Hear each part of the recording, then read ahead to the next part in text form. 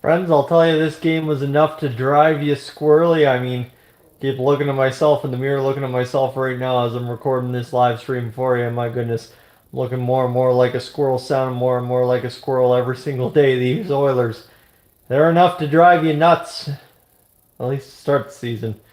We know the wins are coming. They've come two in a row now. And there's hope yet for this Edmonton Oilers squad. So we'll see what happens here as the season continues on. But yeah, hey, what do you know? A win against the Montreal Canadiens. I'm telling you, you see my hair's all messed up because it was 5-3 Montreal. I was getting ready to tell you a story time. If we got a good enough audience going here on the post game tonight, we might get to story time about the Oilers and Montreal Canadiens relationship I have. So anyway, friends, welcome aboard to the nightcap. This is Dolynny TV. Glad to have you aboard here this evening as the Edmonton Oilers, they defeat the Montreal Canadiens 6-5 in regulation somehow, some way, in a game in which you scored 5 goals at one point and it almost wasn't enough to win. You get the 6-1 and somehow it is enough to win. So, hey, game on, let's go. We're not going to complain too much about a win. Again, you see the title there, Podkolzin, Walman, Nuge all have nights. Pickard as well in a different light, and McDavid 3 assists. And this game, when you score 6 goals as the Oilers, let me tell you, there is going to be a lot to talk about. And I wish there was a lot to talk about really all around the game, but outside of 6 goals, defense, turnovers, goaltending, not so great tonight. It was a clinic on how to make a 6 goal game a lot more stressful than it needed to be. I think, right, there was times that Sam Montembeau was absolutely phenomenal for Montreal. That's why he's probably got the inside track over a guy like Stuart Skinner to be the goalie at the Olympics here for Team Canada. But then you light him up for 6. So, Skinner's having a good year here. Maybe there's a chance. But hey, you know what? Right now, biggest thing is the Oilers, even though you get quite the scare for about 58 minutes of this hockey game, the Oilers are able to pull off what is eventually a victory. Pickard picks up another win. The Oilers move to 4-3-1 on the year, so we got a winning record. That's how quickly things change at the start of the year. We don't mind that at all. That's always a good thing. And the Montreal Canadiens, who were flying high after a really small but yet huge victory against the Calgary Flames last night, end up coming down to earth a lot more in an absolute goal fest at Rogers Place in a game in which you have to keep in mind here when you got the Montreal Canadiens in town against the Edmonton Oilers, it is a Habs crowd first and an Oilers crowd second. Them season seat holders we have here in Edmonton, and I'm telling you, I'm not blaming them. I know when there's money to be made, you got to make money. You see what we do here on the channel. But yeah, for the Montreal Canadiens, the Oilers season seat holders don't mind selling those tickets. Those are tickets when there comes to 2 games a year. In the regular season, there's 2 hot tickets, the Leafs, the Habs. That's the case here tonight. So that's, of course, why the crowd's so heavily Montreal Canadian fan laden. But yeah, you know what? End of the day, I really thought we were going a different direction in this game. I think, again, no matter what you want to say about refing tonight from either side, I think it has a clear direction on the game. Now that said, I mean, as a Montreal Canadiens fan, if you're complaining about the refing, you can go back and watch the first 7 games of this season where the Oilers special teams penalty kill's been okay. Power play's been in disaster class. Okay, the power play without Zach Hyman, without a bona fide second unit to score goals, the Oilers power play not so great tonight. Montreal, you run in on the back half of back to back up to QE2. The Oilers have been out there and struggling a little bit, and all of a sudden they just keep getting one after another, after another, after another, and yeah, that ends up costing the Montreal Canadiens a game, really. And tough go, and I think the meltdown was a little bit on there for the Montreal Canadiens as the game wore on, and typical, right? Typical of a back half of the back to back, and that's where I don't want to, I don't want to be slamming the Montreal Canadiens. I don't want to be sitting here saying making excuses for them either, but I mean, this game kind of goes the way it should have by the end of it.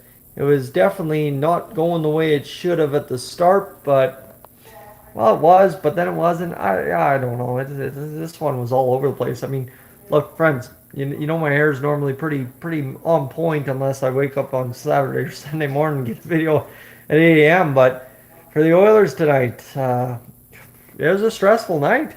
Let's be serious here. It was not an easy going, lackadaisy, like let's go here, score a few goals and win a hockey game. Oilers had to work real damn hard to win this hockey game. They put themselves in that spot at times. The Montreal Canadiens made them touch into that spot a little bit. And hey, you know what? It don't matter. We get the win. I think you really have to say, like, if this is going to be the year Vasily Podkolzin breaks out, I mean, if Vasily Podkolzin breaks out this year, we're going to be really well off.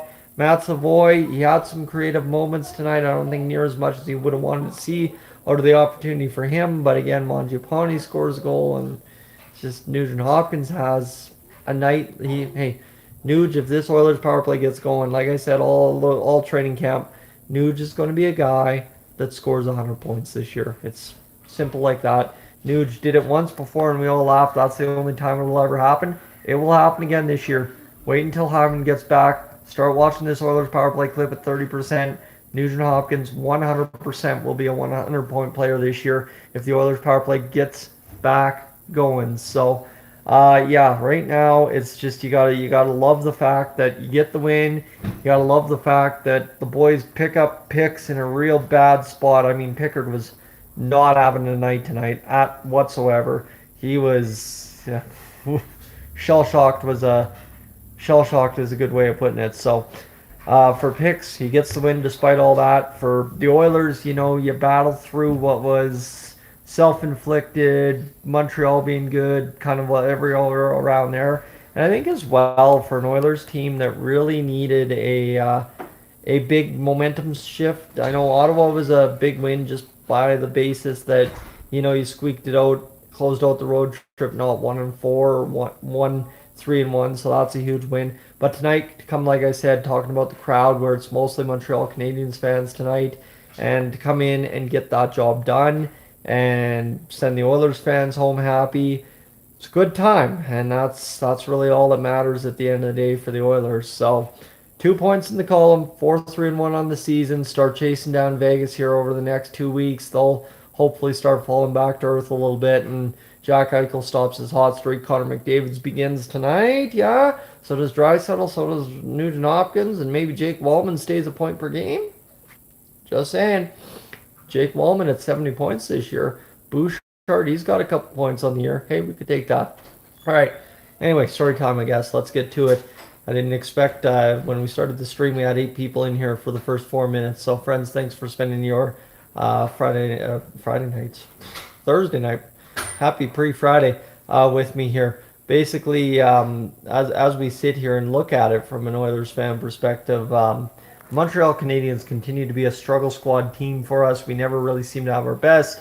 Even when we do, it's still an embarrassingly tough game for us out of that sort. So just a caution, what I'll tell you, friends. When you're in a relationship, okay, this going back 10 years, back to Rexall days, Montreal, Edmonton. You're in a relationship, and you win a big hockey game, and your girlfriend at the time's fan of the other team, and that being the Montreal Canadiens. Let me tell you, the number one thing you don't want to do, especially if you want to do this YouTube thing down the road, speaking to the people that have a chance to, still build a future for themselves here, going forward. Don't be young and dumb.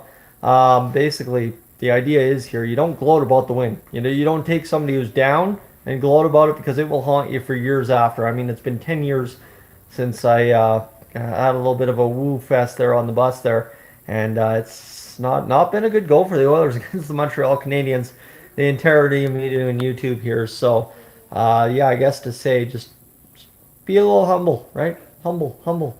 Yeah, that was always a problem for me for a long while, and probably still is. So anyway, that's story time, friends. For those of you tuning in right now as we continue to live stream here, yeah, basically the Oilers desperately need to keep scoring goals. That'll answer a lot of our problems. And obviously, if you score 6, I would say it would be enough to get the job done most nights. The Oilers, I mean, we haven't seen a bad big goal against game out of Skinner yet. Pickard let in 5 and found a way to win.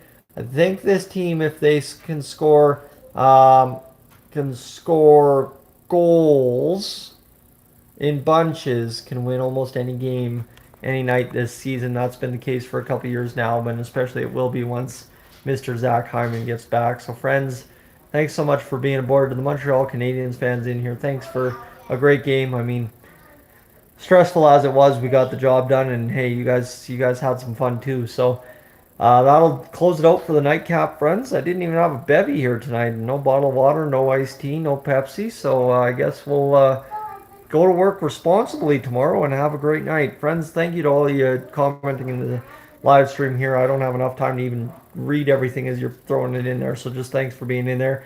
And the Edmonton Oilers game-winning goal from Vasily Podkolzin, an assist to go for him. Connor McDavid, 3 assists. Cole Caulfield, man, if you didn't catch that goal he scored walking in from the left dot, please go watch it. Absolutely unreal. Again, you got to respect that guy. He is going to be a dynamite player for the Montreal Canadiens his entire career. And yeah, that Lane Hudson, he is an absolute treat to watch.